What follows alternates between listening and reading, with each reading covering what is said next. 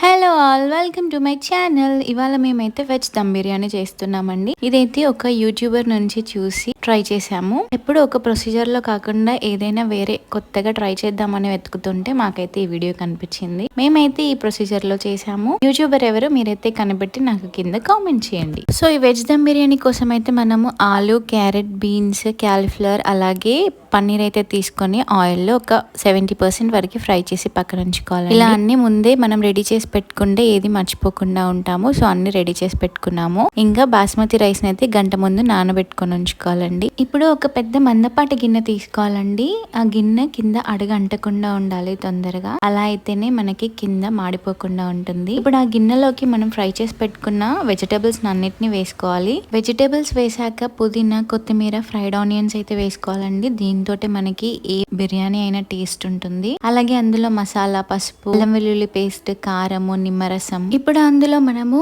Onions fry చేసిన oil ఉంటుంది కదా అండి, అది పోసుకుంటే చాలా టేస్టీగా ఉంటుంది. అందులోకి గడ్డ పెరుగు అయితే తీసుకోవాలి, పుల్లటిది వాడకండి. ఇలా మొత్తం ఒకసారి మిక్స్ చేసుకోవాలి. మేము మర్చిపోయిన 2 ఇంగ్రీడియంట్స్ ఏంటంటే సాల్ట్, మెయిన్ ఇంగ్రీడియంట్ అదే మర్చిపోయాము. చివర్లో అయితే వేసి ఇలా కలిపేసాము. 2 ఇంగ్రీడియంట్ ఏంటంటే కసూరి మేతి. అది వేయడం వల్ల ఫ్లేవర్ అయితే చాలా బాగుంటుంది. సో అది మాత్రం ఖచ్చితంగా వేసుకోండి, మిస్ అవ్వద్దు. ఇలా మొత్తం ఒకసారి కలిపి సగం గిన్నెలో ఉంచి సగం అయితే ప్లేట్ లోకి తీసుకొని పక్కన ఉంచుకోవాలి. ఇప్పుడు మనం రైస్ కోసం అయితే ఒక గిన్నెలో వాటర్ అయితే బాయిల్ చేసుకున్న తర్వాత మనము బిర్యానీ మసాలాలు వేసుకోవాలండి. అలాగే అందులో రుచికి సరిపడా సాల్ట్ వేసుకోవాలి. మనం ముందుగా నానబెట్టుకున్న బాస్మతి రైస్ ని కూడా వేసుకోవాలి. రైస్ ని అయితే ఒక 70% ఉడికించుకోవాలండి. ఇలా రైస్ వేసుకున్న తర్వాత అందులో సన్నగా చీరి పెట్టుకున్న పచ్చిమిర్చి అలాగే కొంచెం పుదీనాను కూడా వేసుకోవాలి. ఇలా 70% ఉడికిన రైస్ ని మనం పక్కన గిన్నెలో వెజిటేబుల్స్ పెట్టుకున్నాం కదా అండి, అవి స్టవ్ ఆన్ చేసి ఉంచుకోవాలి. ఇప్పుడు ఈ రైస్ ని అయితే లేయర్స్ గా వేసుకోవాలి. అన్నం అయితే బాగా మెత్తగా ఉడికించద్దండి.